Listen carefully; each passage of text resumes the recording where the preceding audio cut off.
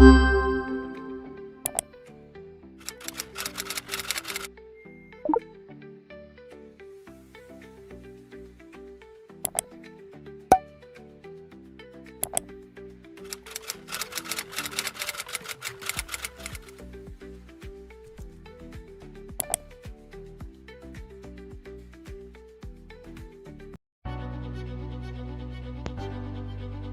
mga bata? Handa na ba kayong makinig sa mga aralin sa Araling Panlipunan 9 ikatlong markahan? Halina't makinig at basahin ang mga impormasyon sa mga aralin. Sa ikatlong markahan, tinutukoy dito ang pambansang ekonomiya. At ang unang aralin natin ay pinamagatang paikot na daloy ng ekonomiya, kung saan may iba't ibang modelo ng pambansang ekonomiya. Ang macroeconomic, or sa English, macroeconomics. Ito ay isang dibisyon ng economics na nakatuon sa pag-aaral ng kabuuang ekonomiya. Sinusuri ng macroeconomics ang malawakang pangyayaring pang-ekonomiya.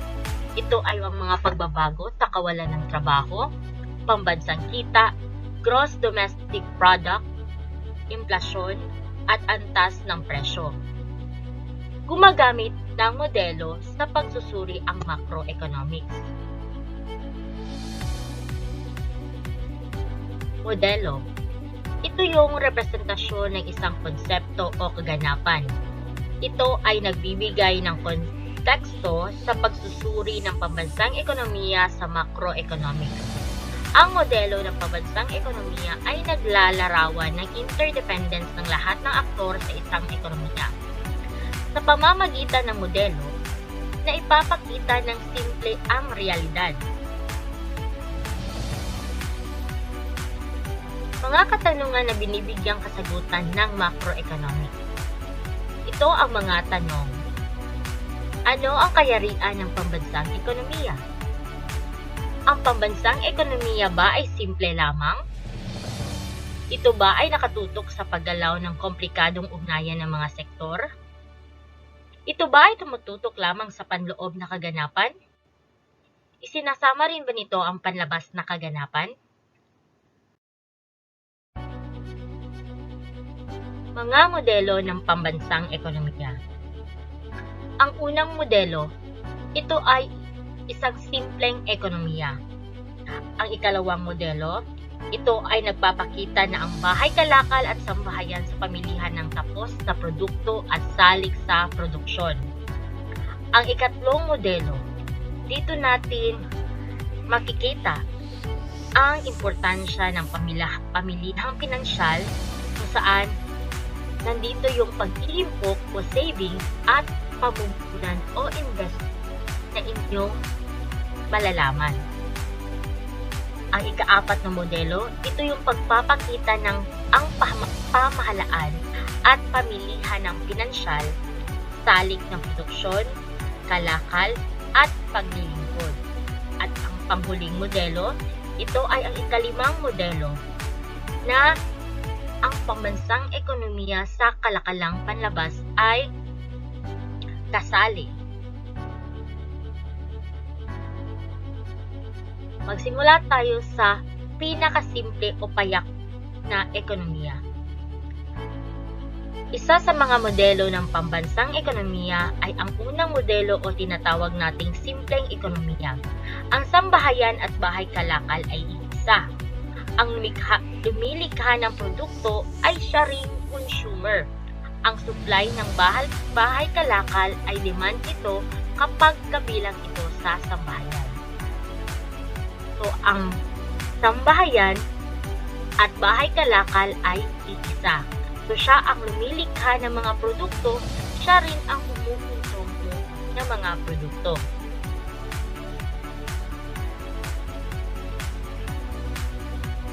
Again, dito sa unang modelo, ang pangunahing aktor ay ang sambahayan kung saan siya ang kalipunan ng mga mamimili sa isang ekonomiya. At ang bahay kalakal, siya ang tagalikha ng produkto. Ang sambahayan at bahay kalakal ay iisa. Ang lumilikha ng produkto ay siya ring consumer. Ang supply ng bahay kalakal ay demand nito kapag kabilang na ito sa sambahayan. Ikalawang modelo, ang bahay kalakal at ang sambahayan. So, meron nang na-add dito sa ikalawang modelo kung saan ito yung bahay kalakal. So, makikita natin sa ilustrasyon ano ang flow sa ikalawang modelo.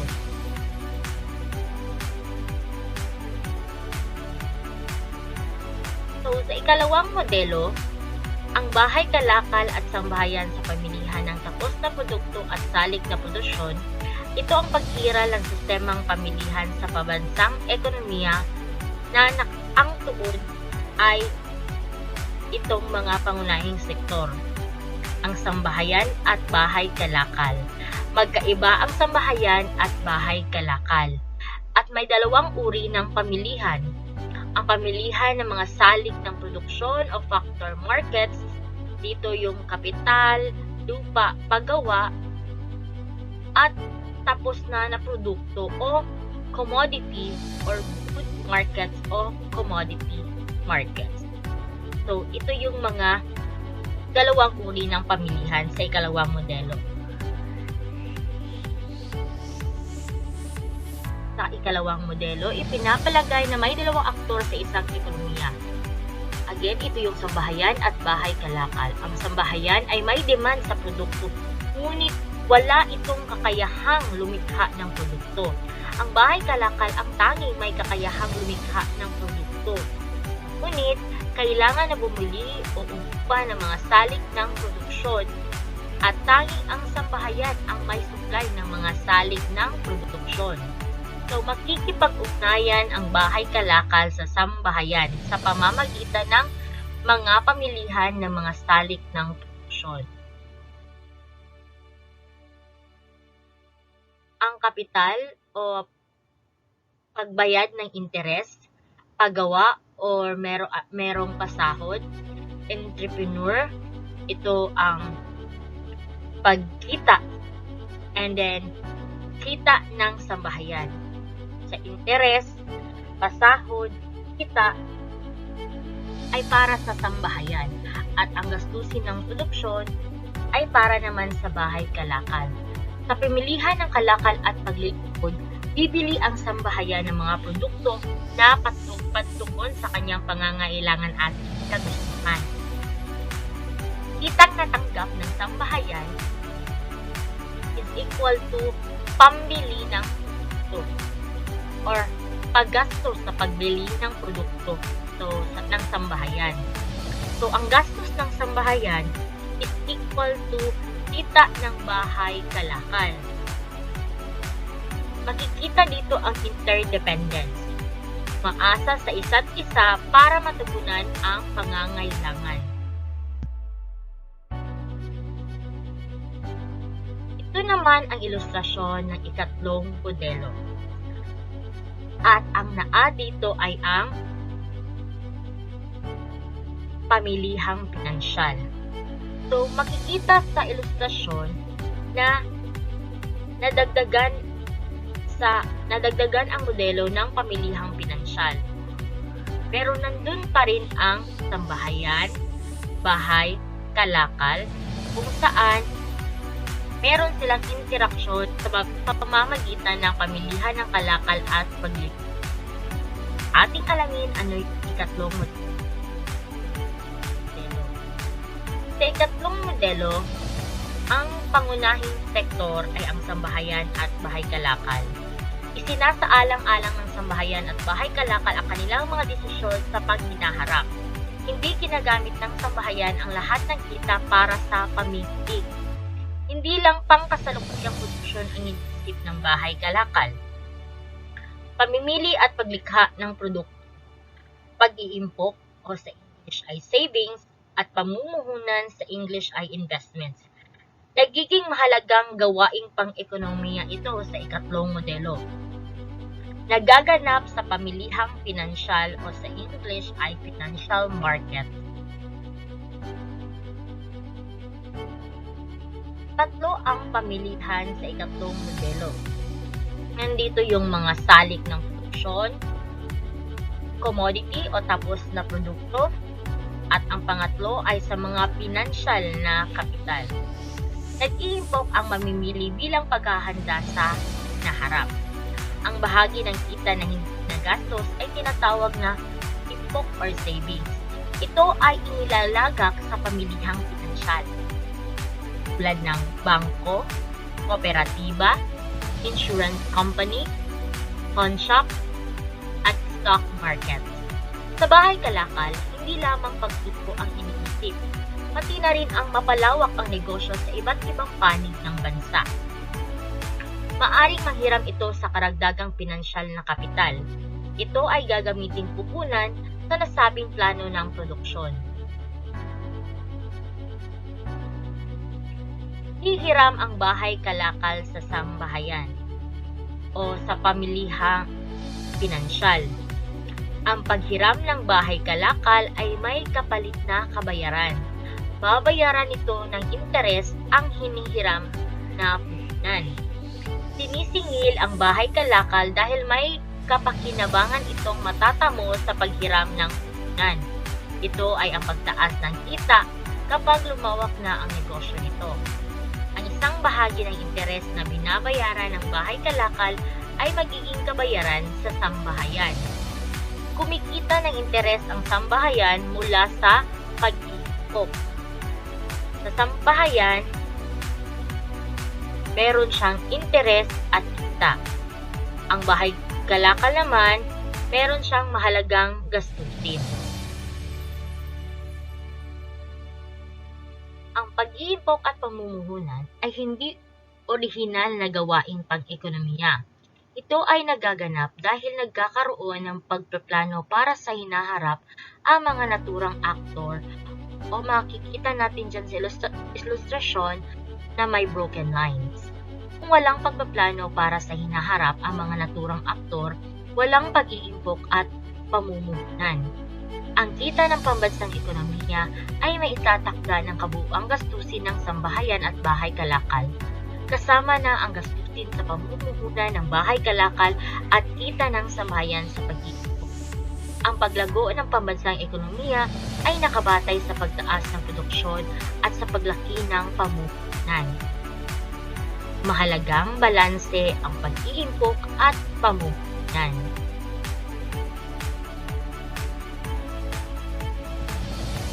Dumako naman tayo sa ika-4 na modelo ng paikot na daloy ng ekonomiya.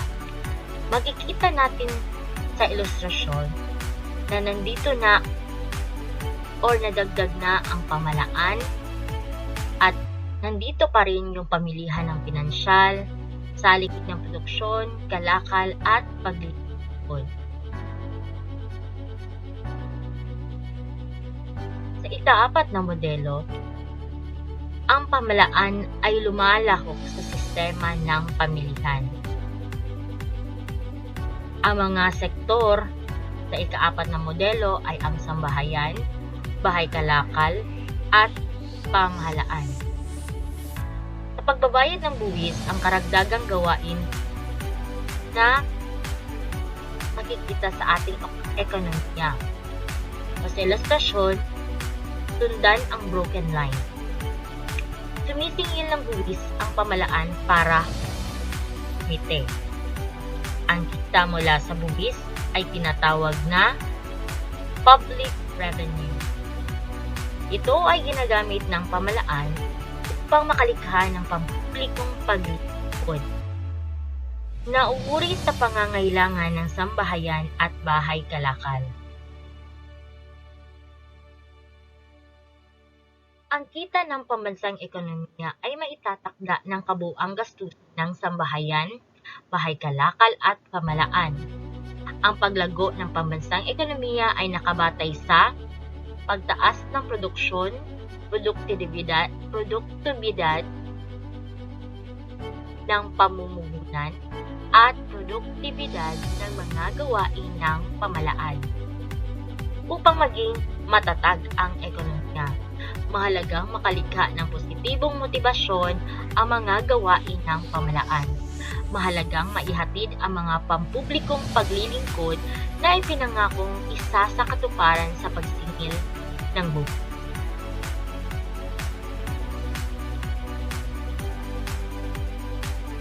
Ang mga pampublikong paglilingkod ay dapat maging produktibo. Hindi dapat maging palaasa ang mga tao sa tulong na ibigay ng pamahalaan. Hindi rin dapat makikipagkumpetensya ang pamahalaan sa pamumugitan ng pribadong bahay kalakal. Sa oras na maganap ito, marami ang matatanggal ng pupunan sa bansa. Marami ang mawawalan ng trabaho at kita.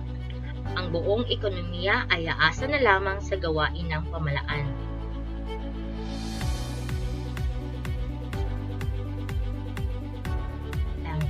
At last but not the least ay ang ikalimang modelo ng paikot na daloy ng ekonomiya, saan nadagdag dito ang kalakalang panlabas.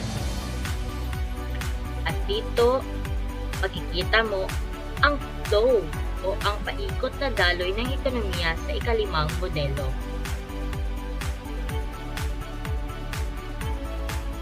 Sa ikalimang modelo,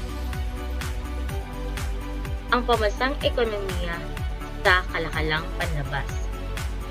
Sa naunang apat na modelo, ang pambansang ekonomiya ay sarado.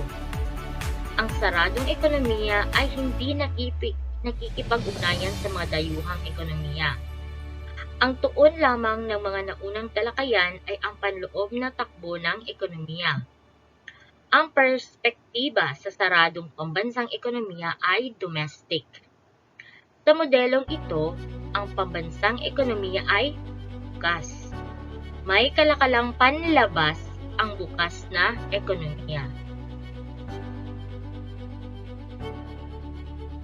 Ang kalakalang panlabas ay ang pakikipagpalitan ng produkto at salik ng pambansang ekonomiya sa mga dayuhang ekonomiya. Ang perspektiba sa pambansang ekonomiya na bukas ay international.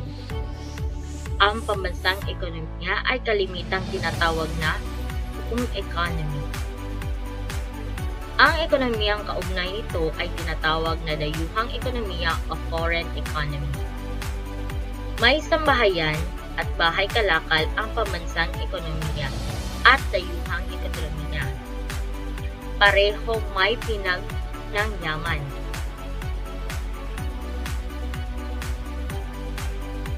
Maaring magkaiba ang anyuan at dami ng mga ito. Maaring kailangan nila ang ilan sa mga ito bilang salik ng produksyon. Ang pangangailangan sa pinagbubuo ng yaman ay isang basihan sa pakikipagkalakalan. May pinagbubuo ng yaman na ginagamit bilang sangkap ng produksyon na kailangang pang-angkatin sa ibang bansa. Lumilikha ng produkto mula sa pinagbubuo ng yaman ang pambansang ekonomiya. Maaring magkapareho o magkaiba ang kanilang produkto.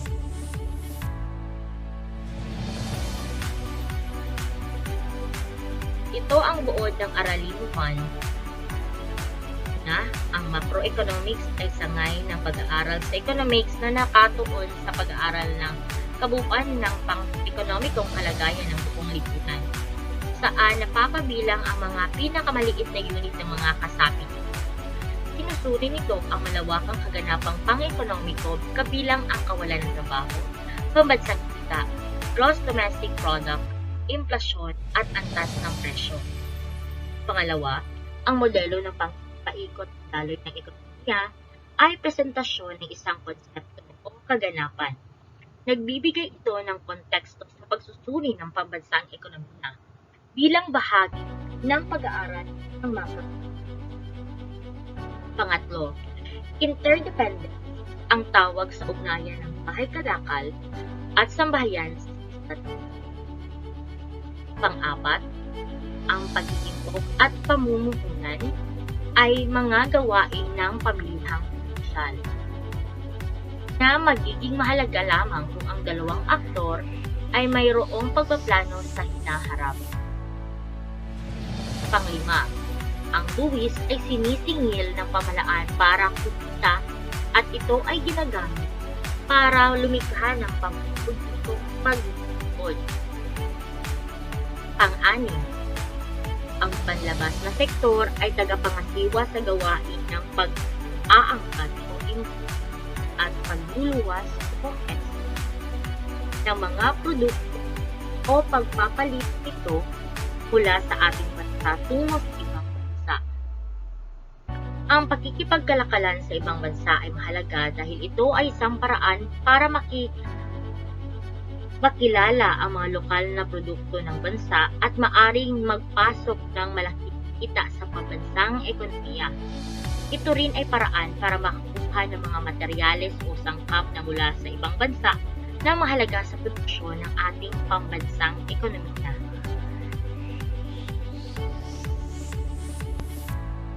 Ang sunod nating aralin ay ang pambansang kita.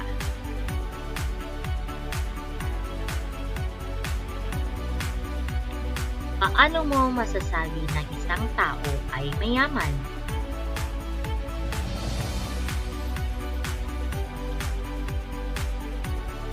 Paano mo naman masasabi na mayaman ang isang bansa?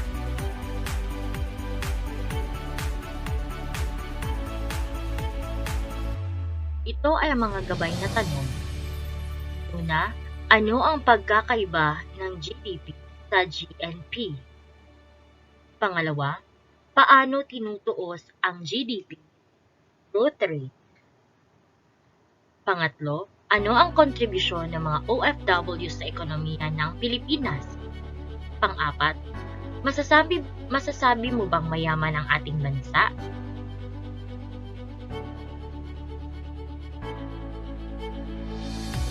Gross Domestic Product o GDP. Ito ay tumutukoy sa market value ng lahat ng natapos na mga produkto at serbisyo na ginawa sa loob ng hangganan ng isang bansa sa isang tiyak na panahon. Ang market value, ito ay ang aktwal na halaga ng transaksyon na tinatanggap ng mamimili sa merkado.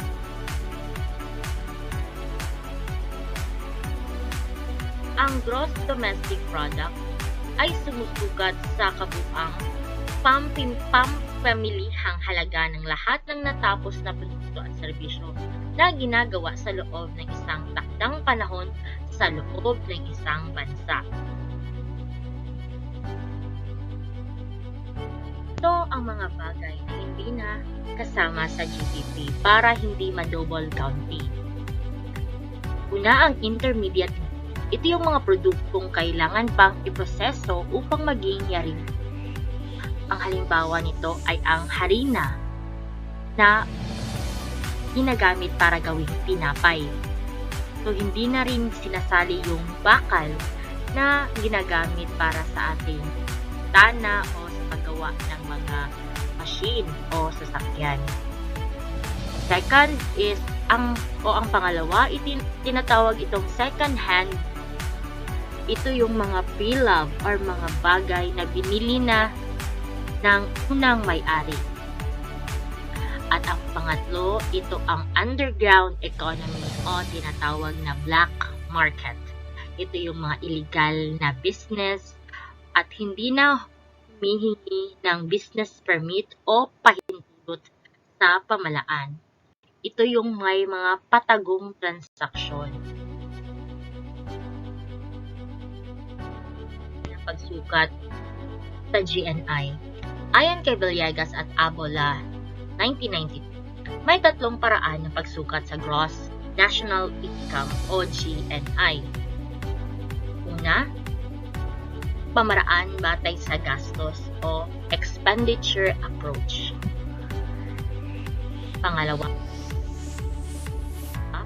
pamaraan batay sa kita ng sangkap ng produksyon o income approach. At pangatlo, pamaraan batay sa pinagmulang industriya o industrial origin approach.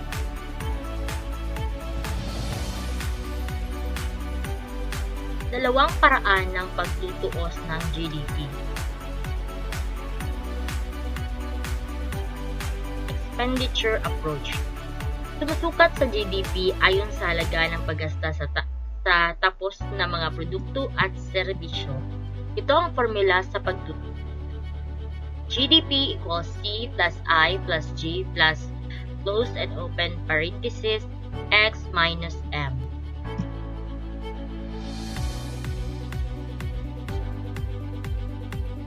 So sa expenditure approach, ang C is ito yung household final consumption expenditure.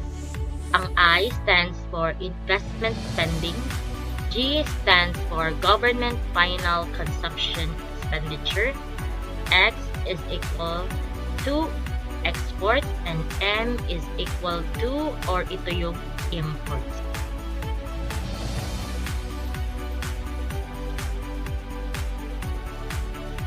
So, ito yung ginagamit natin sa Pilipinas, ang ikalimang modelo ng pambansang ekonomiya.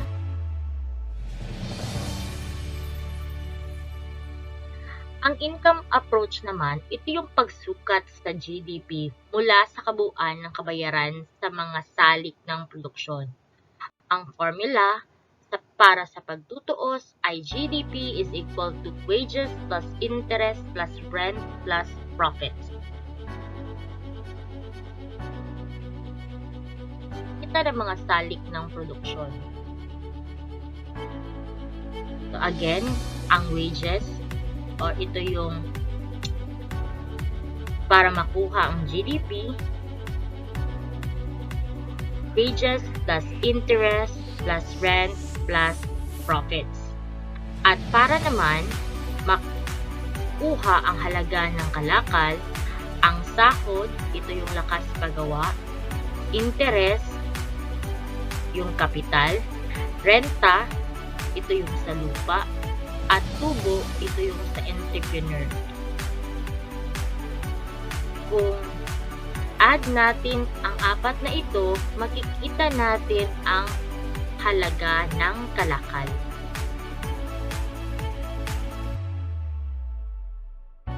Sa growth rate naman, para makuha ito is GDP sa kasalukuyang taon minus or isubtract ito sa GDP sa nakaraang taon divided by i-divide natin to sa GDP sa nakaraang taon at i-multiply sa 100.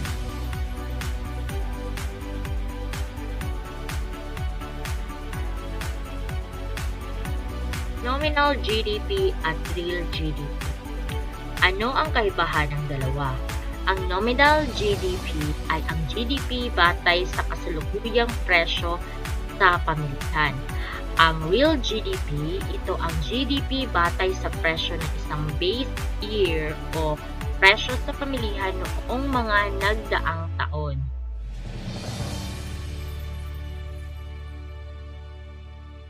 So, ito ang example ng isang report ng economic growth ng ating bansa under ng administrasyong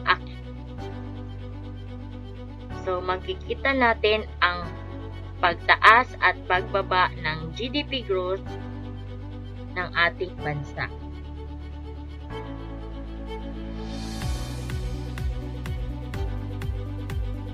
Recession. Ito yung kalagayan ng ekonomiya ng bansa kapag ang real GDP ay baba ng 6 na magkasunod na buwan o 2 quarters. Gross National Product or GNP. Ito ay ang kita ng mga permanenteng residente ng isang bansa isang tiyak na panahon.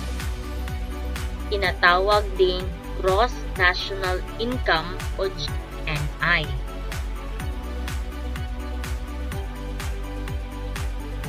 Mga paraan ng pagsukat sa Gross National Income or GNI at Gross National Product o GDP. So, nabasa na natin to kanina. Merong tatlong paraan para sa pagsukat ng gross national income ayon kay Villegas at Abola. At again, ang unang paraan paraan batay sa paggasta or expenditure approach. Dito yung gastusin personal, gastusin ng mga namumuhunan, gastusin ng pamahalaan, gastusin ng panlabas na sektor, statistical discrepancy at net factor income from abroad.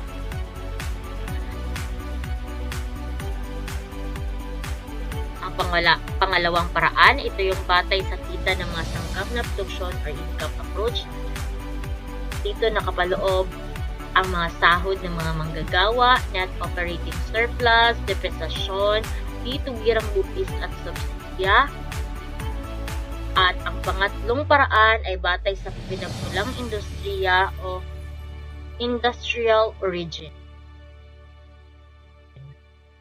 Ito yung paraang batay sa pinagmulang industriya na masusukat ang gross domestic product ng bansa kung saan pagsasamahin ang kabuuang halaga ng produksyon ng mga pangunahing industriya ng bansa.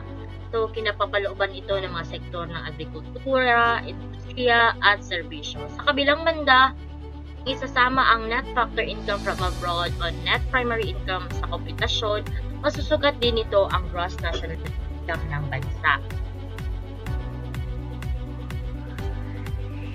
So, ang buod ng ating aralin ngayon, ang pambansang kita ay tumutukoy sa kabuuang halaga ng mga produkto at serbisyo na lilikha ng isang bansa sa loob ng isang takdang panahon, karaniwang isang taon. So, ibinapakita nito ang kalagayan ng ekonomiya at nagsisilbing batayan sa pagsukat ng kaunlaran ng isang bansa. So, may iba't ibang paraan ng pagsukat ng pambansang kita, tulad ng gross domestic product o GDP na sumusukat sa kabuuang produksyon sa loob ng bansa. At gross national income, ito yung sinasaalang-alang ang kita ng mga mamamayan sa loob at labas ng bansa. Ginagamit din ang net national income o NNI upang makuha ang mas tumpak na kita matapos ibawas ang pamumura ng kapital. Mahalaga ang pagpasang kita dahil nagsisilbi itong gabay ng pamahalaan sa paggawa ng mga patakarang pang-ekonomiya, pagtukoy sa antas ng pamumuhay ng mga mamamayan, at paghahambing ng kaunlaran ng iba't ibang bansa. Gayunpaman, may mga limitasyon ito dahil hindi nito lubos na nasusukat ang kalidad ng buhay tulad ng kalusugan, edukasyon at kalagayan ng kapaligiran. Sa kabuuan, ang pambansang kita ay mahalagang kasangkapan sa pag-unawa sa takbo at kalagayan ng ekonomiya ng isang bansa.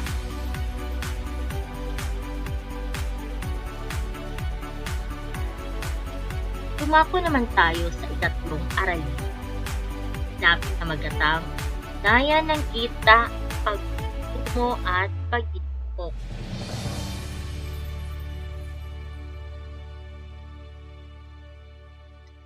Kadalasan ginagamit ang pera ng mamimili upang mabili ang mga kalakal at serbisyo na naaayon sa kanilang pangangailangan at kagustuhan. Nawawala ang balanse ng pamamahala sa pera kapag hindi ito pinamahalaan ng matalino. Nariyan ang mga responsible buyer. Ito yung nag-iisip muna upang hindi agad maubos at mga kailangan lamang ang binibili. Mayroon namang tinatawag na impulsive buyer o yung mapusok na mamimili na binibili agad kahit hindi naman kailangan at hindi na nag-iisip na mag-ipon pa o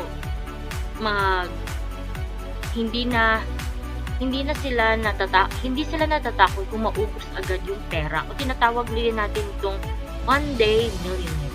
So ito yung ang impulsive buyer ay kabaliktaran ng responsible buyer. Sino kaya ang mga responsible buyer or impulsive buyer? Sa tingin mo, ikaw ba ay isang responsible buyer o impulsive buyer?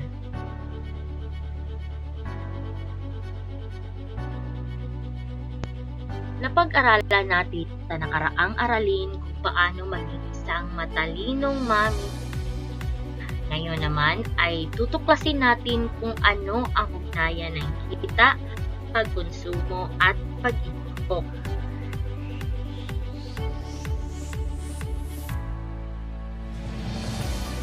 Sandaling isipin natin, bakit ang mahirap lalong humihirap at ang mayaman lalong yumayaman? Bakit kaya?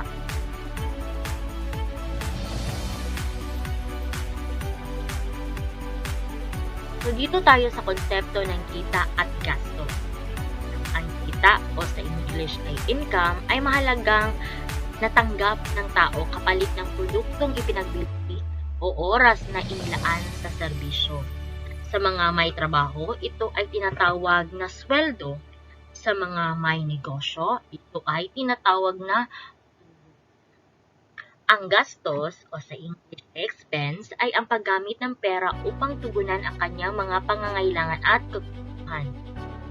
Ang pagkonsumo, ito ay isang pangunahing konsepto ng economics na ang focus ay ugnayan ng kita at gastos upang matamo ang pangangailangan at kebutuhan. Sa pagkonsumo, isinasaalang-alang ang matalinong pagpaplano upang malubos ang kapakinabangan sa perang pinaghirapan.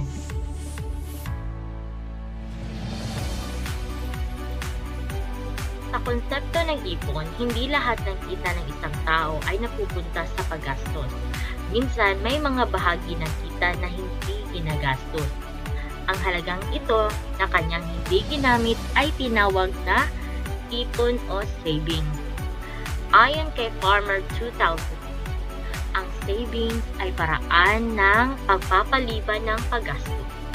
Ayon naman kay Martin Shog 2008, ang savings ay kitang hindi ginamit sa pagkonsumo o hindi ginagastos sa pangangailangan.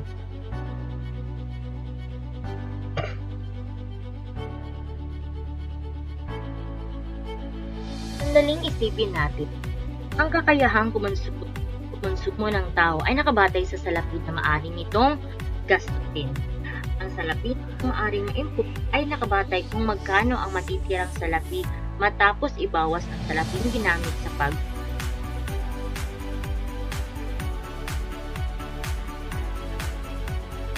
Ito ang tradisyonal na kaalaman tungkol sa pag-iipon. Ipon is equal to kita minus gastos. Ang ipon ay natirang kita pagkatapos ng gastos.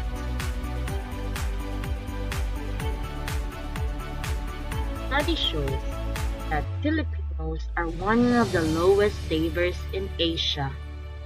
Ayon kay Randall Tiongson 2012, marami sa atin ang nahihirapang mag-ipon at ito ay isang pangunahing dahilan kung bakit marami sa atin ang nahihirapan sa buhay.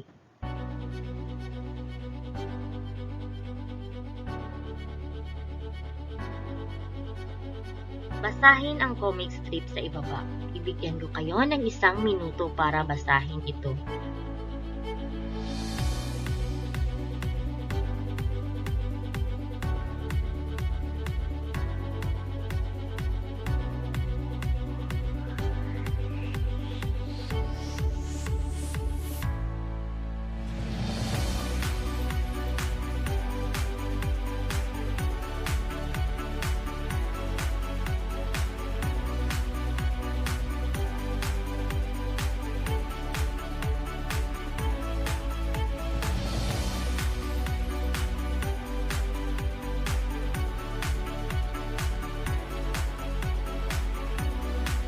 It's not how much you make, it's how much you save. Ang tanging sagot para makaalis sa kahirapan ay ang tamang pag-iipon. Ang tamang pag-iipon ay ang pinakamagandang solusyon sa ating mga suliranin sa pera.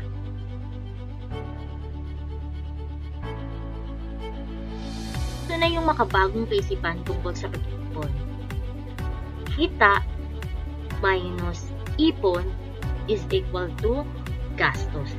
So, kung mayroon ka ng sweldo o kita, Magtabi ka muna para sa iyong ipon. At ang naiwan, ito na yung gagastusin.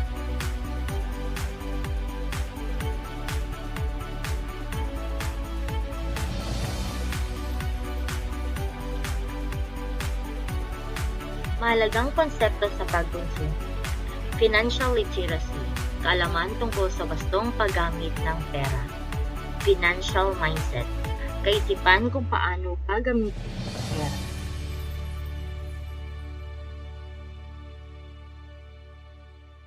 Assets, ito yung mga bagay na nagbibigay ng kita. Versus liabilities, yung mga bagay na nagbibigay ng gastos.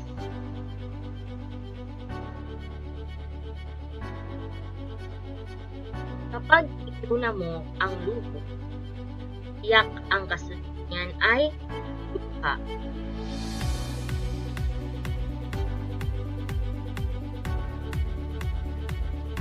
Ang pera na ginagamit pang kita ay tinatawag na dan, or sa English ay ito ang paglagak ng pera sa negosyo. Ang isang individual ay maaring maglagay ng kanyang ipon sa mga financial asset katulad ng stock, bond, o mutual funds pang kita. Ito yung konsepto ng pamumuhay.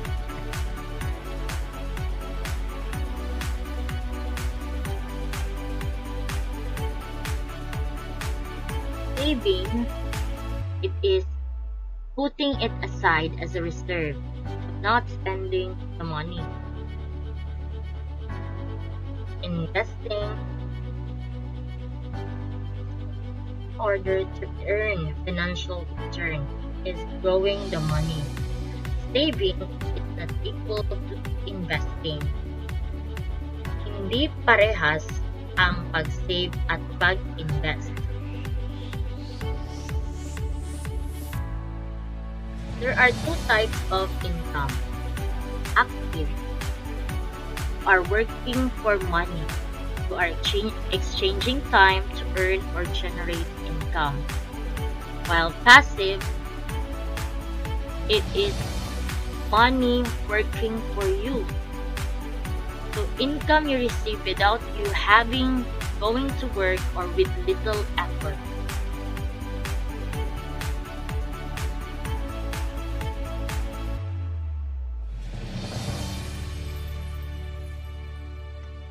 Ang mayaman ay may passive income.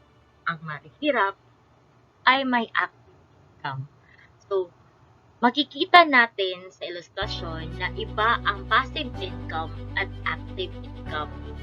Ang passive income, ang pera ang gumagalaw para magkaroon ka ulit ng pera. Pero sa active income, ikaw ang gumagalaw para magkaroon ka ng pera.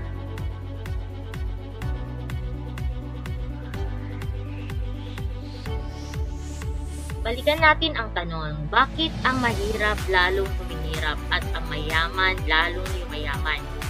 Ang pera ng mahirap ay pupunta sa liability, samantalang ang pera ng mayaman ay napupunta sa assets na nagbibigay sa kanya ng passive income.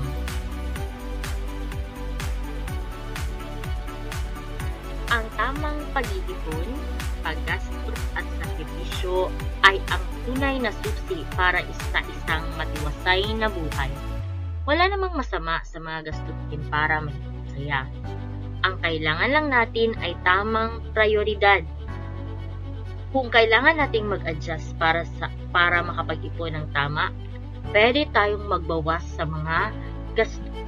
Ayon kay Randall Kingston 2012.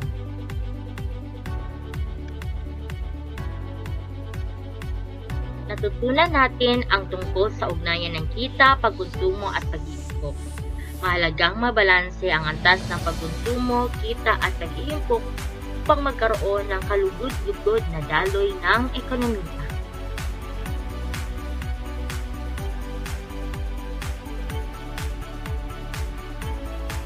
Now, dito na tayo sa aralin 4, na pinamagatang inflasyon.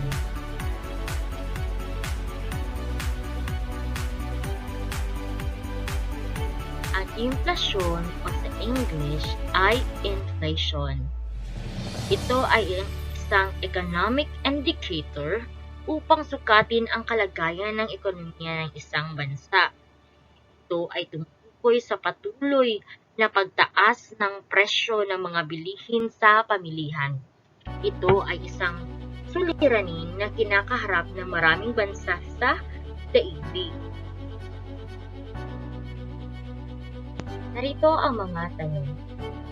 Magkano ba ang gastos sa isang araw? Kasya ba ito sa iyong pangangailangan? Dahilan ba ito ng pagtaas ng presyo? Ilan lamang ito sa mga katanungang maaring iugnay sa inflasyon. Ngayon, ihanda ang iyong sarili upang lubos mong maunawaan ang konsepto ng inflasyon.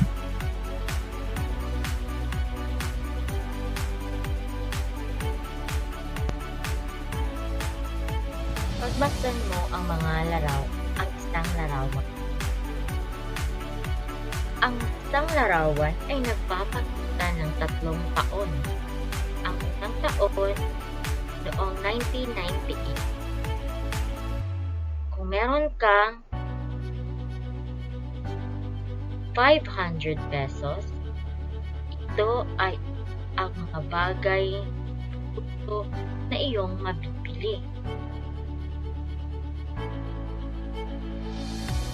Noong 2005 naman, kung meron kang 500 pesos, ito ay ang mga produkto na iyong mabibili. Noong 2013, meron kang 500 pesos, ito na lang na mga produkto ang iyong mabibili. Pamprosesong tanong. Ano ang pinapahiwatig ng larawan? Ano ang basihan ng iyong naging obserbasyon? Sa iyong palagay, ano ang maaaring dahilan ng ganitong sitwasyon?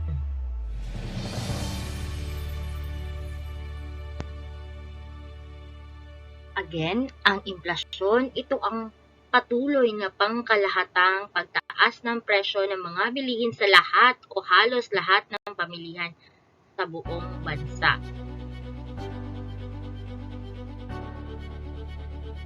Mga uri ng inflasyon.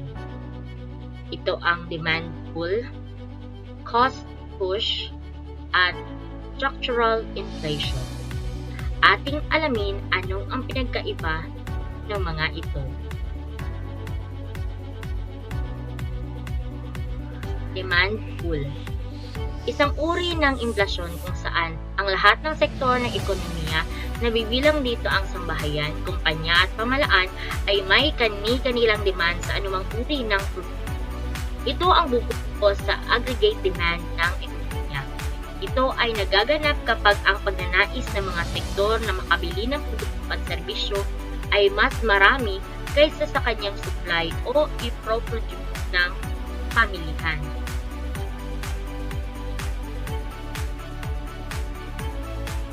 Cost push.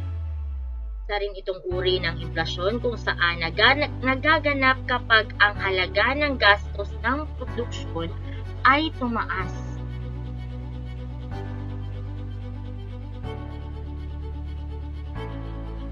At ang structural inflation, isang uri ng inflasyon saan ang kahinaan ng mga institusyon at sektor ng isang ekonomiya na makasabay sa pagbabago ng lipunan at ekonomiya na maaring magdulot ng pagtaas ng presyo sa pamilihan.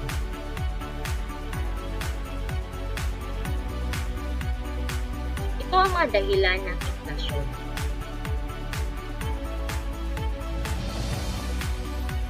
Pagtaas ng supply ng salapi. Tataas ang demand o ang paggasta kaya mahahatak ang presyo paitaas.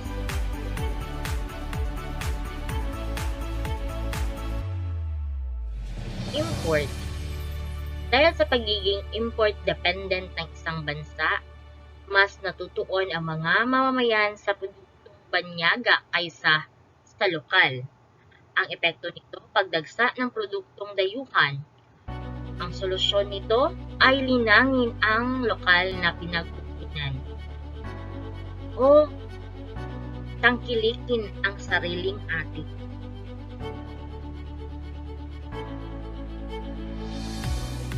Pagtaas ng palitan ng piso sa dolyar. Dahil sa kakulangan ng pumapasok sa dolyar, mababa ang halaga ng piso. Nagbubunga ito ng pagtaas ng presyo ng mga produkto. Export.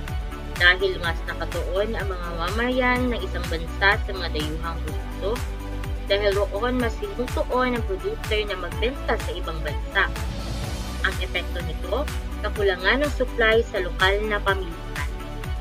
Ang solusyon, iprioridad sa lokal na pamilihan ang mga produkto.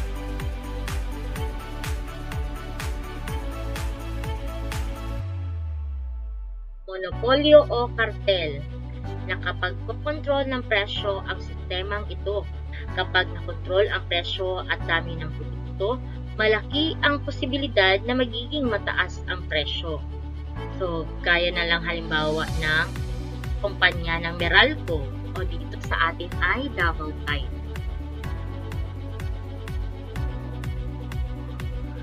Pambayad utang. Sa halip na magamit sa produksyon ang bahagi ng pambansang budget, ito ay napupunta lamang sa pagbabayad ng utang.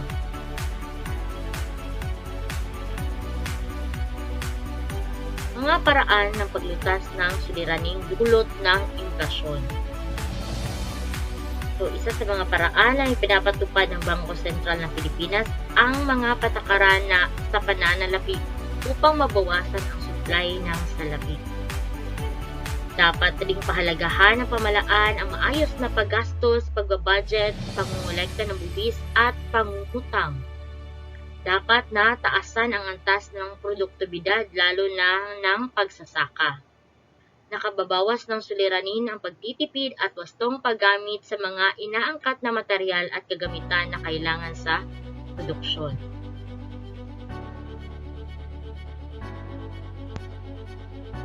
Dumako na tayo sa ikalimang aralin kung saan ating alamin ano ang patakarang piskal. Magbalik-aral muna tayo. Ang dahilan ng inflasyon, ang demand pull inflation. Saan ito yung patuloy na pagtaas ng demand na hindi matugunan ng supply. Kapag ang demand ay tumataas at hindi matugunan ng supply, ang pangkalahatang presyo ay tumataas na nagiging dahilan ng inflasyon.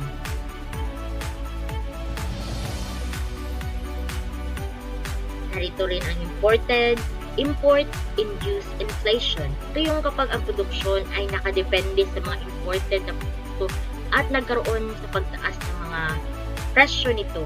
Tumataas ang bilihin na magiging sanhi ng inflasyon. Ang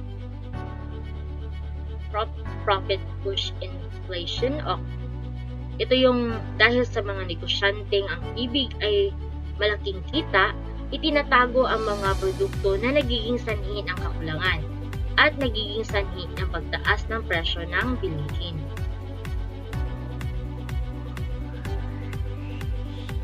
Ang cost push inflation. Ito yung pagtaas sa alinmang salik ng produksyon ay makadaragdag sa gastusin ng produksyon.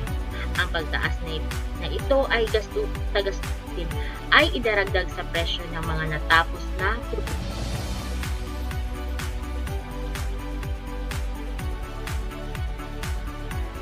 Ang sunod naman ay ang currency inflation. Ito ang pagdami ng supply ng salapi na nagdudulot ng pagtaas ng malaking halaga upang makabili sa kakaunting produkto.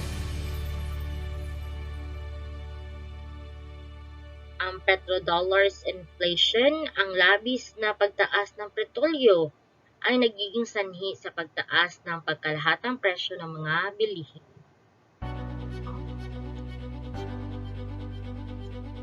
So, isang malaking suliranin ng pambansang ekonomiya ang inflation. Ngunit may mga hakbang na maaaring gawin ang pamahalaan upang mabawasan ang epekto nito sa mga consumer.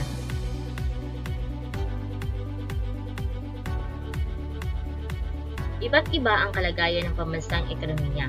Minsan ito ay aktibo at nakaranas ng paglago. Minsan ito ay atrasado at hindi kanais-nais. Sa economics, tinatawag itong economic fluctuation. Lahat ng bansa ay nakakaranas ng economic fluctuations. Maaaring makaranas ng pagbagal ng takbo ng ekonomiya ang mauunlad na bansa.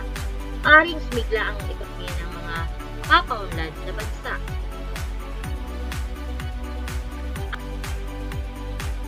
Ang economic fluctuation, again, ito yung pagbabagong kalagayan ng pambansang ekonomiya sa maikling panahon. Nakikita ito sa pabago-bagong kalagayan ng produksyon, presyo ng bilihin at antas ng paggawa or sa English ay employment rate sa isang ekonomiya.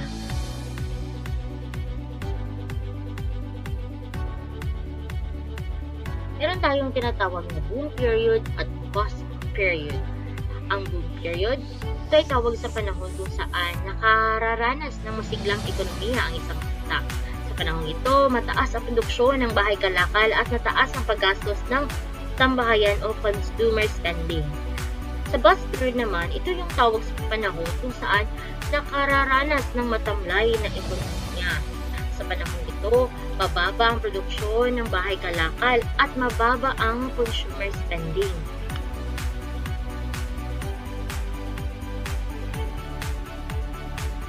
Ano nga ba ang konsepto ng patakarang piskal? Ito, ang pamahalaan ay may mahalagang papel upang ang ekonomiya ay gumanap ng maayos at magiging matatag. Sa pamamagitan ng patakarang piskal, maaari nitong maimpluwensyahan at makontrol ang gawain ng sambahayan at bahay kalakal.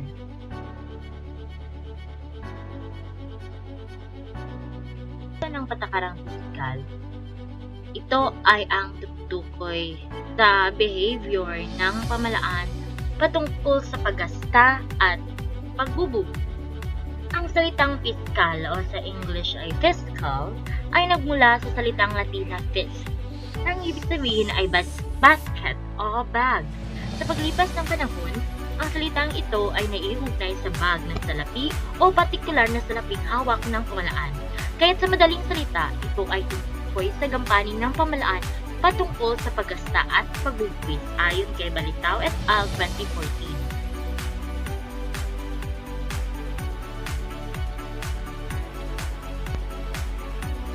Ayon naman kay John Maynard Keynes noong 1935, ang pamahalaan ay may malaking papel na ginagampanan upang mapanatili ang kaayusan ng ekonomiya.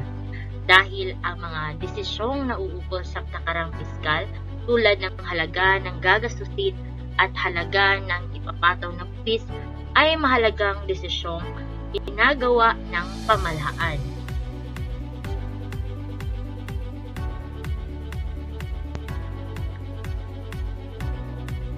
Ang patakarang piskal o fiscal policy ang pagkontrol ng pamahalaan sa ekonomiya upang mapatatag ang pambansang ekonomiya.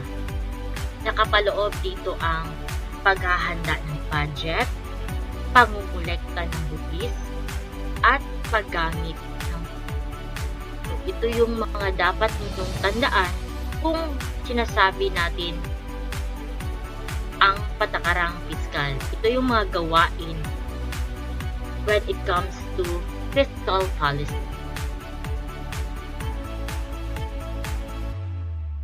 So, mayroong dalawang uri ng patakarang piskal o dalawang paraan upang mapangasiwaan ng pamahalaan ang paggamit ng pondo.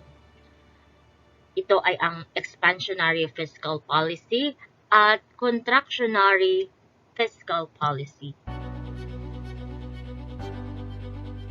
Sa expansionary fiscal policy, layunin nito na mapasigla ang pambansang ekonomiya.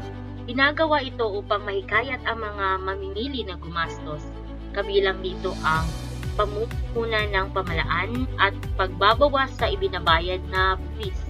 Ang ganitong gawain ay magpapataas sa demand, magpapababa sa presyo ng kalakal at magpapalaki sa output ng ekonomiya.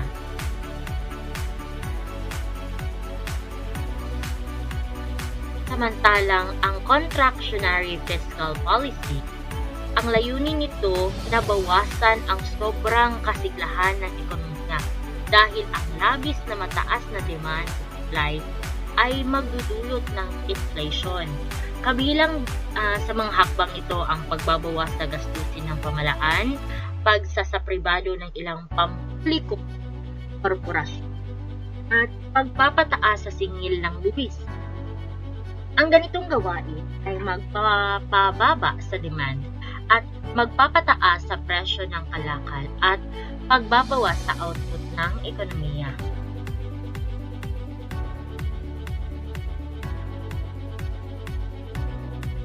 Pinagmula ng kita ng pamalaan. Nasa 81% ang kita mula sa buwis at 19% na kita dito ay di mula sa buwis. Ano nga ba ang buwis o sa English ay tax? Ito ang salapi na sapilitang kinukuha ng pamalaan sa mga mamamayan.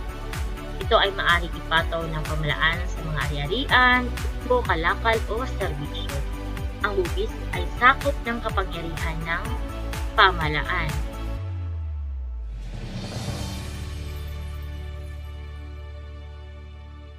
Layunin ng buwis.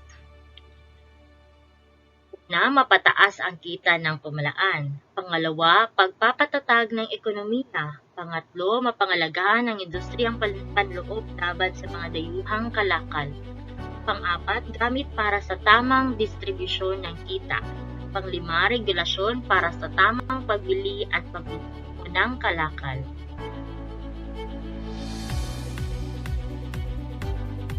Merong dalawang uri ng buwis. Ang tuwiran o direct tax at dituwiran o indirect tax. Ang tuwiran o direct tax ay buwis na tuwirang ipinapataw sa mga individual o bahay kalakal. Halimbawa nito ang withholding tax. Ang dituwiran naman o indirect tax, ito ang buwis na pinapataw sa mga kalakal o serbisyo. Halimbawa nito ang value-added tax.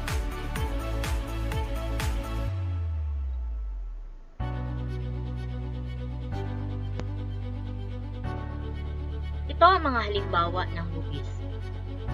Ang income tax ay ang mga buwis sa kinikita ng mamamayan.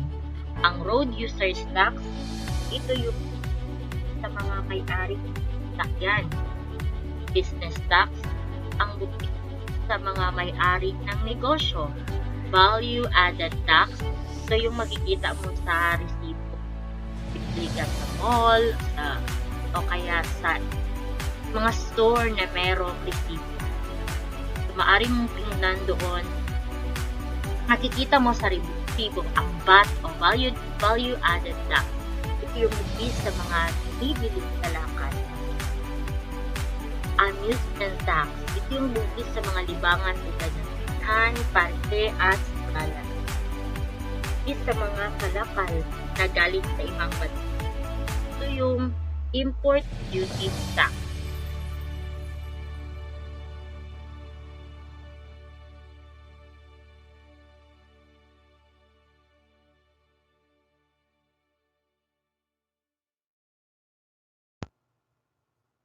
Pambansang budget o national budget. Isang plano kung paano tutugunan ng pamalaan ang mga gastusin nito. Naglalaman ito ng inaasahang kita at ipinakikita rin kung paano gagastusin ang kitang ito. Naglalaman ng halaga ng salaping inaasahang matatanggap ng pamalaan sa isang takdang taon. Kilala rin ito sa tawag na General Appropriations Act o GAA.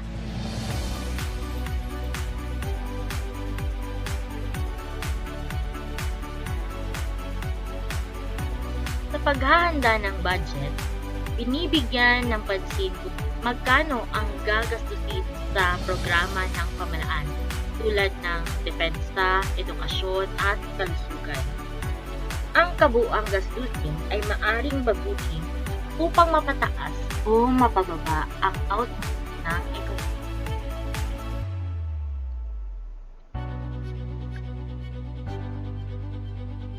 Sitwasyon ng budget, budget deficit at budget surplus. Ang budget deficit nagaganap kung mas mataas ang gastos sa kita ng pamahalaan. Samantala, ang budget surplus nagaganap kung mas mataas ang kita sa gastos ng pamahalaan.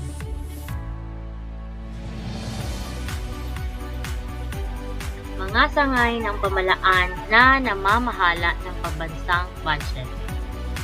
Ang Department of Finance or DOF, Bangko Sentral ng Pilipinas o BSP, National Economic and Development Authority o NEDA, Department of Budget and Management o DBM, Commission on Audit o COA.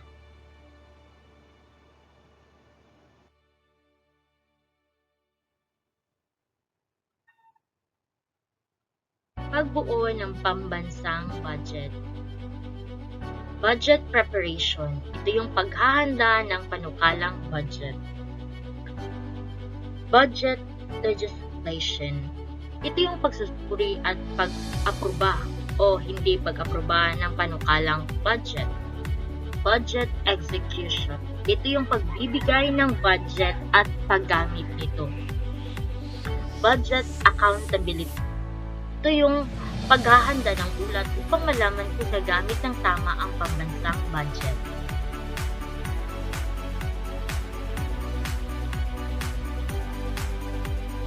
Checks and balances. Pagtiyak na hindi maaabuso ng anumang sangay ng pamahalaan ang kanilang kapangyarihan sa usapin ng paglalaan ng limitadong pondo ng bayan sa iba't ibang sektor ng lipunan.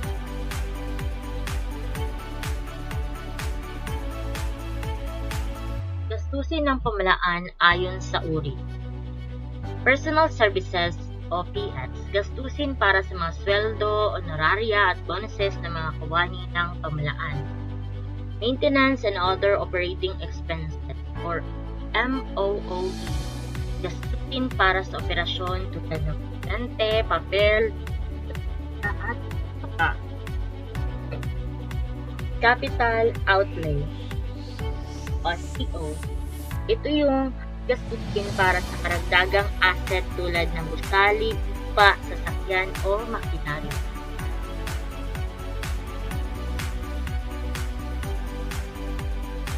Gastusin ng pamahalaan ayon sa sektor. Serbisyong pang-ekonomiya, gastusin sa pagpapaunlad ng mga programang pangkaunlaran tulad ng kalakalan, industriya at turismo. Serbisyong panlipunan, mga gastusin sa edukasyon, kalusugan, transportasyon, etc. Pambansang tanggulan, mga gastusin sa pagpapanatili ng katahimikan at seguridad.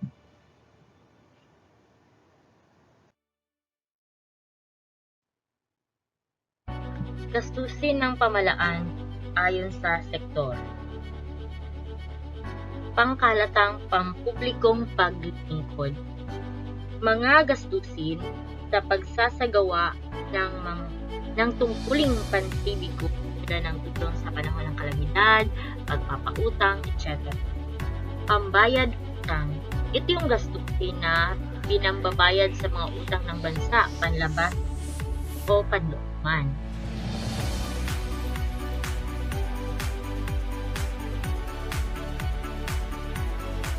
Gastusin ng pamahalaan ayon sa sektor. So, makikita natin dito sa pie graph ang mga porsyento ng bawat gastusin. Sa pambayad utang, meron tayong 20%, sa serbisyong panlipunan, 30%, serbisyong pang-ekonomiko 24%, pambansang tanggulan 5%, pangkahalatang pampublikong paglilingkod is 17%. So, natin na ang laking gastusin ng pamahalaan ayon sa sektor ay ang serbisyong panlipunan.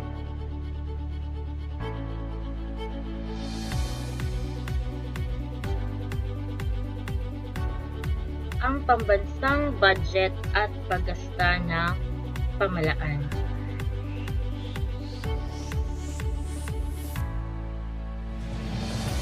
So, ito mga paraan ng paghahanda.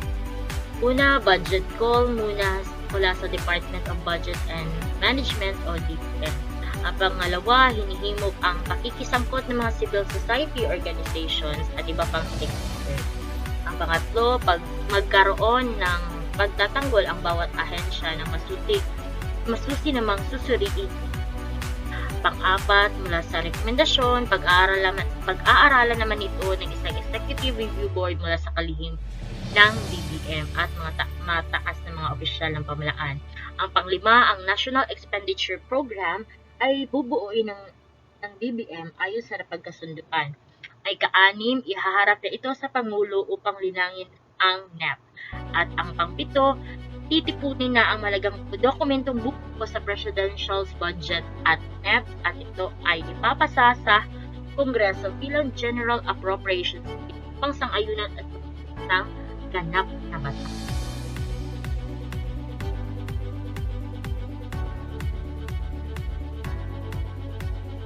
Ang budget ng pamahalaan.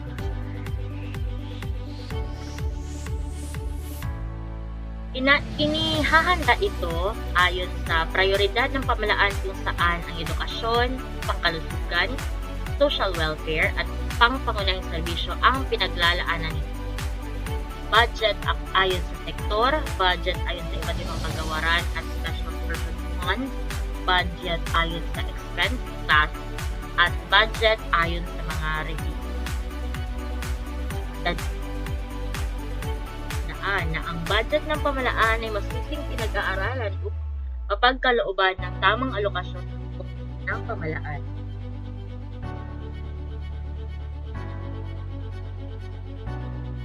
Halagahan ng papel na ginagampanan ng pamahalaan kaugnay ng mga patakarang pisikal nito.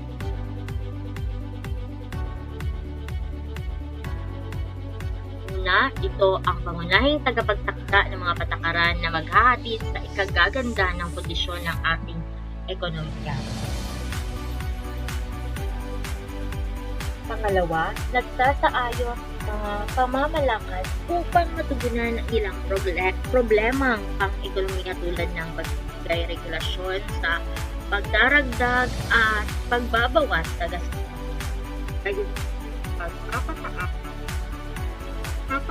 sa singil ng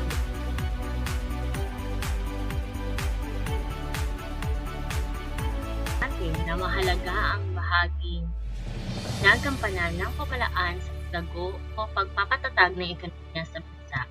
Kailangan itong sundiin ang sitwasyon ng ekonomiya upang makabuo ng tamang desisyon na may kinalaman sa patakarang ipatutupad nito.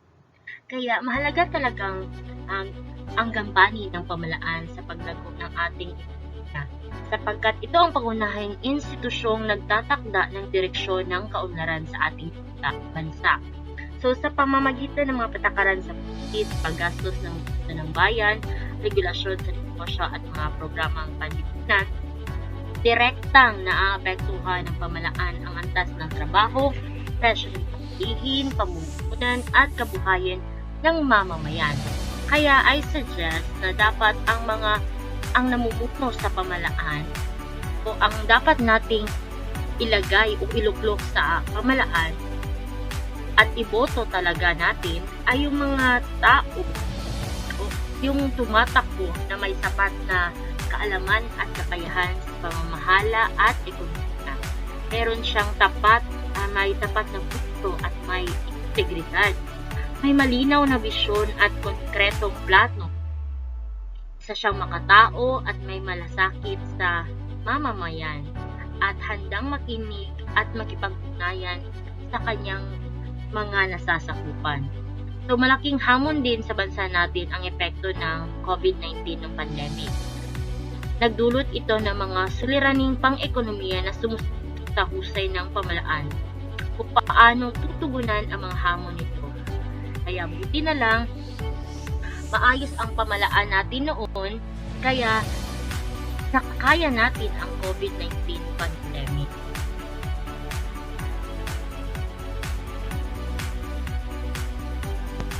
Ang panghuli nating aralin ay ang pinamagatang patakarang pananalapi. Ito ay ang aralin 6 sa ikatlong markahan ng economics.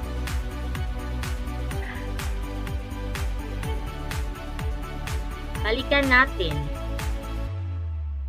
Ano nga ba ang patakarang piskal? Paano nakakatulong ito sa buhay ng tao ang patakarang piskal?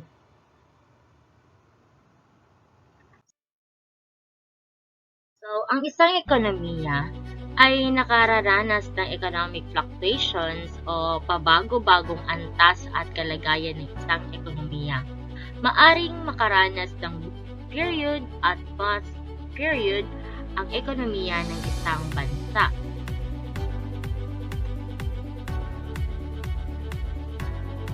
Ang salapi.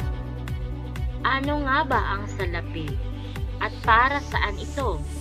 Ang pangunahing instrumento sa pagbili o medium of exchange ng pagkain, pagbili ng mga gamit sa online, pagpapaload ng mga gadget at iba pang mga bagay na dudukot sa pang-araw-araw na pangangailangan.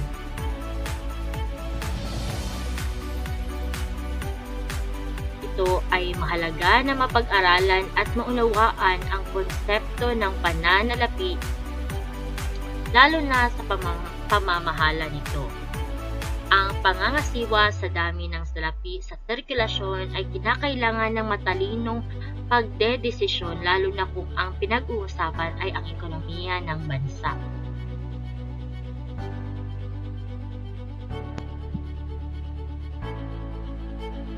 Paano nga ba naging matamlay ang isang ekonomiya? Ito ang mga basihan kapag naging matamlay ang isang ekonomiya.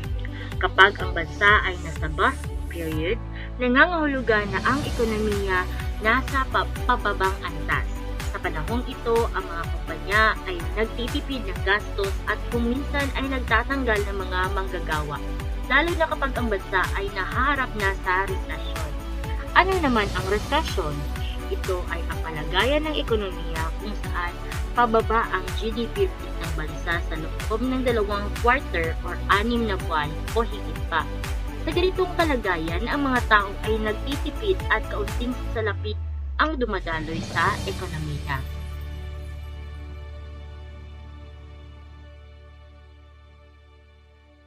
Kapag ang pagbaba ng antas ng ekonomiya ay nagpatuloy at umabot na sa higit ng 1 taon, ito ay maituturing ng depresyon.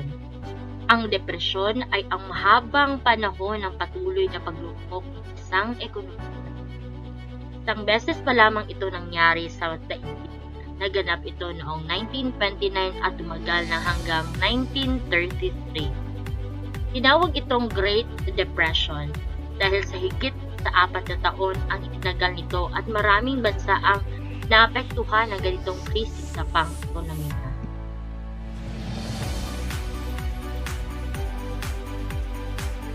Sa pagbawi naman ng ekonomiya, tinatawag na recovery. Ito ay ang panahon kung saan mula sa mababang antas ng GDP, ang ekonomiya ay nagsimulang umangat at nagkaroon ng pag-unlad. Ito ang simula ng boom period o ang panahon na masigla o positibo ang takbo ng ekonomiya. Peak ang tawag sa pinakamataas na antas ng ekonomiya sa panahon.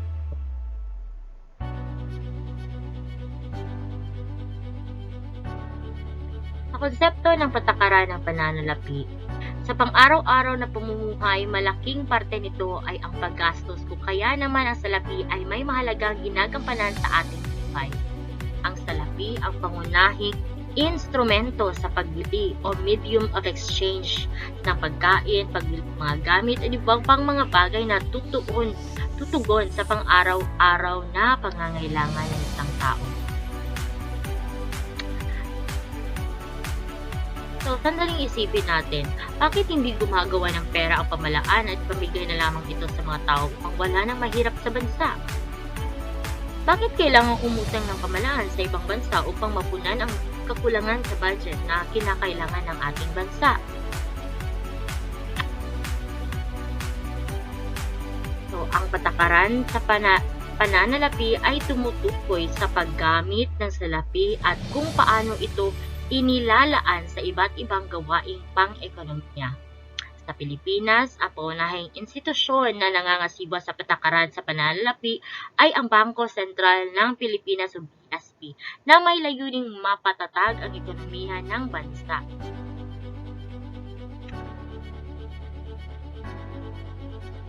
Sa patakarang pananalapi o monetary policy, ito ay may kinalaman sa pamamahala o pagkontrol sa supply ng salapi upang patatagin ang halaga ng salapi sa loob at labas ng bansa at tiyakin na magiging matatag ang ekonomiya ng bansa.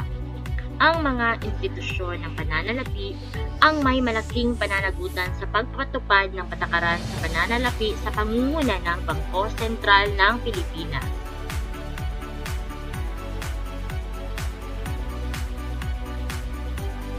So, ang patakaran sa pananalapi ay isang sistemang pinapairal ng BSP o Bangko Sentral ng Pilipinas upang makontrol ang supply ng salapi sa sirkulasyon. Kaugnay ito, ang BSP ay maaaring magpatupad ng expansionary money policy at contractionary money policy.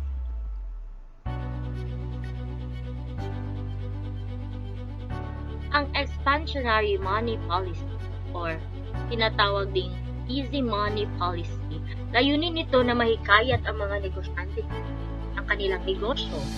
Expansionary money policy, pamamagitan ng mababang interes sa mga pautang sa mga bangko upang makahikayat ang mga negosyante na humiram ng pera na pandagdag na ng kanilang negosyo.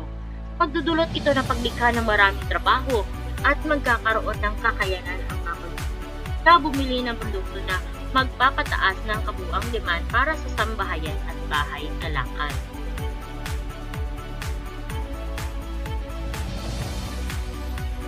Sa contractionary money policy, iba naman ito sa expansionary.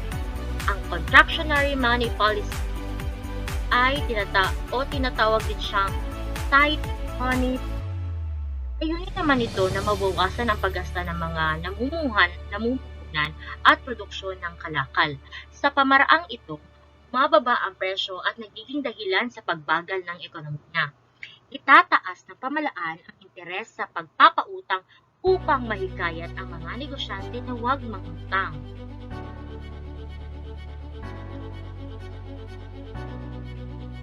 Ang Bangko Sentral ng Pilipinas o BSP, ito ang kanyang logo. Itinatag sa pamamagitan ng Republic Act No. 7653. Ang BSP ay itinalaga bilang Central Monetary Authority ng bansa. Layunin nito na mapanatili ang katatagan ng halaga ng pagkain at ng ating pananalapi. Namamahala sa mga patakaran ng pamalaan tungkol sa pananalapi, pagbabang, at pagpapautang.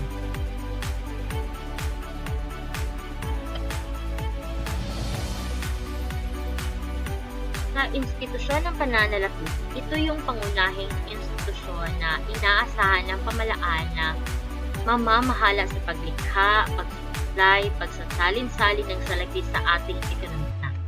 Nahati ito sa dalawang grupo, ang bangko at di-bangko.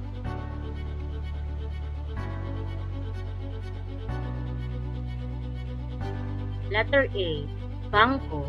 Isang uri ng institusyong pampananalapi na tumatanggap at lumilikom na labis na salapi at iniimpok ng tao at pamalaan. Ito ang nagsisilbing tagapamagitan sa mga tao may labis na salapi at may mga negosyanteng namumuhunan sa bansa.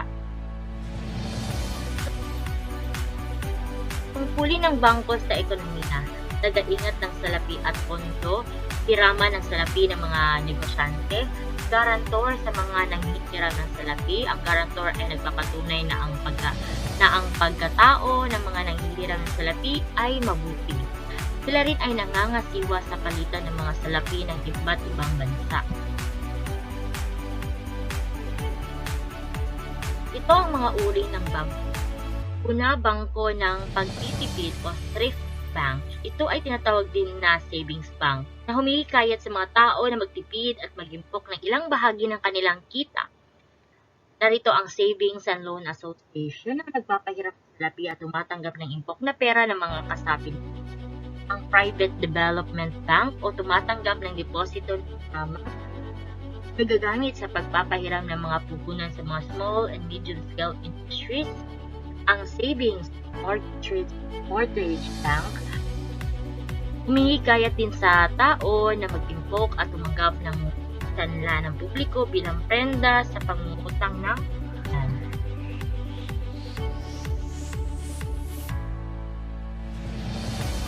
Dalawa, ang Bangko Commercial Bank.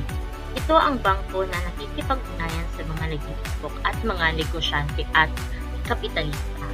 Pangatlo, ang Bangkong Rural Bank. Ito yung mga bangko na naglalayong tulungan ang mga magsasaka upang magkaroon ng Number 4, Trust Companies. Ito yung mga bangko na nangangalaga sa mga ari-arian at kayamanan ng mga tao na walang kakayahang pangalagaan ang kanilang arian, lalo na ng mga bata. Inaasikaso din ng mga bangko ang mga pondo at ari-arian ng simbahan na charitable institutions.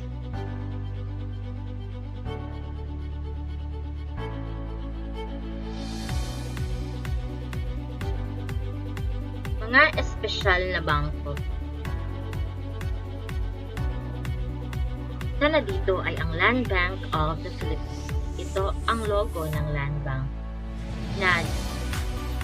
Itinataguyo dito ang pagpapatupad ng reforma sa lupa. May kinalaman ito sa pagsasaayos ng pondo ng pamahalaan ukol sa reforma sa lupa.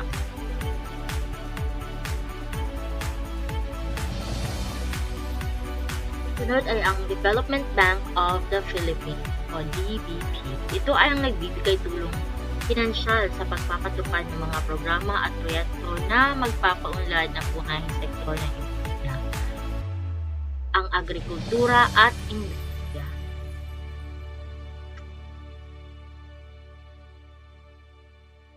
Ang Al-Amanah Islamic Investment Bank of the Philippines. Itinatag ito sa ilalim ng Republic Act No. 6848. Layunin ng bangkong ito na tulungan ang mga Pilipinong Muslim na magkaroon ng puhunan at mapaunlad ang kanilang kabuhayan.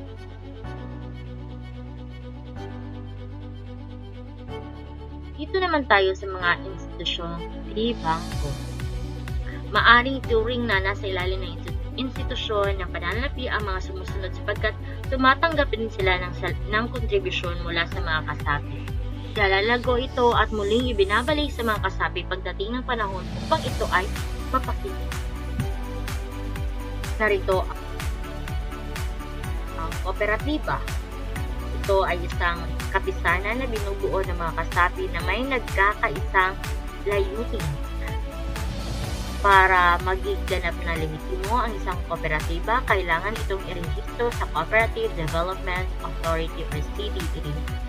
Ang mga kasapi sa isang kooperatiba ay nag-aambag-ambag ng mga puhunan at nakikibahagi sa tulong, pananagutan at iba pang benepisyong mula sa kita ng kooperatiba. So mga halimbawa nito ay ang Panabong Multi-Purpose Cooperative, Tagum Cooperative, Nabunturan Cooperative, Silangan Cooperative, at iba pang mga kooperatiba.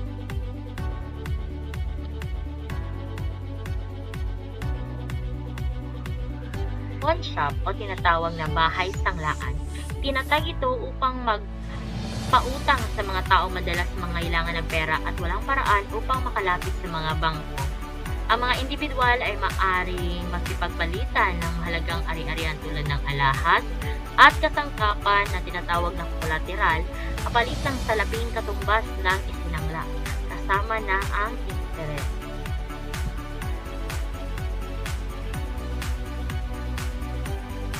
Pension fund. Dito nabibilang ang Pag-ibig Fund.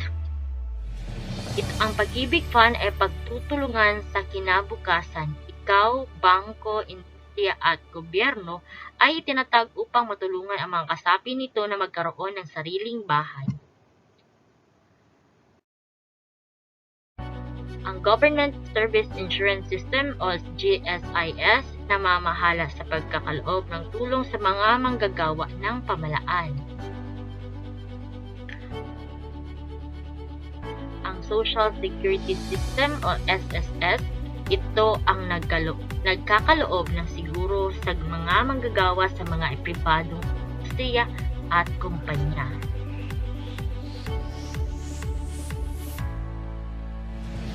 Ang pre-need companies ay mga kumpanya o establishmento na rehistrado sa SEC na pinagkalooban ng nararapat na lisensya ng mga lakal o mag-alok ng mga kontrata ng pre-need o pre-need plan.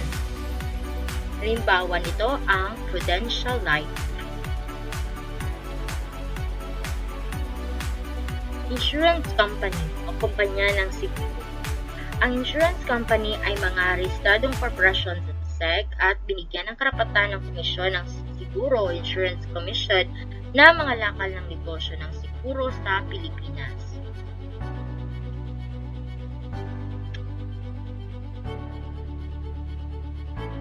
Bakit hindi na lang gumawa ng maraming pera ang pamalaan at ipamigay na lamang ito sa mga tao upang wala nang mahirap sa pera? Natanong mo na rin ba ito?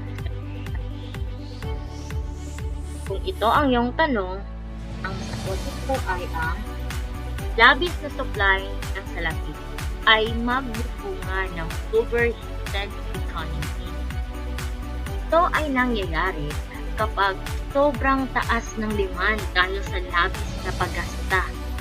Kapag hindi nakakaagapay ang produksyon sa demand, magkakaroon ng inflation o pagtaas ng pangkalahatang presyo ng mga ito. Di pwedeng gumawa na lang ng maraming pera ang gobyerno kasi magkakaroon ng inflation na kung saan tataas ang mga presyo ng bilihin. Kaya dapat talaga may balanse ang pag-supply ng salapi at ang demand natin sa mga produkto o service sa ating bansa.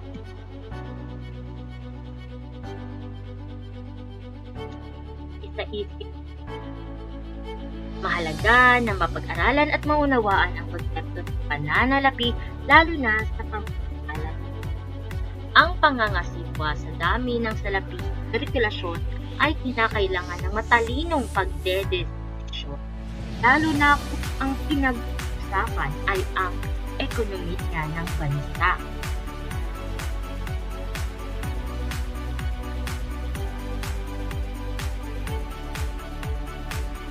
Sana marami kayong natutunan sa mga aralin na nakapaloob sa ikatlong markahan.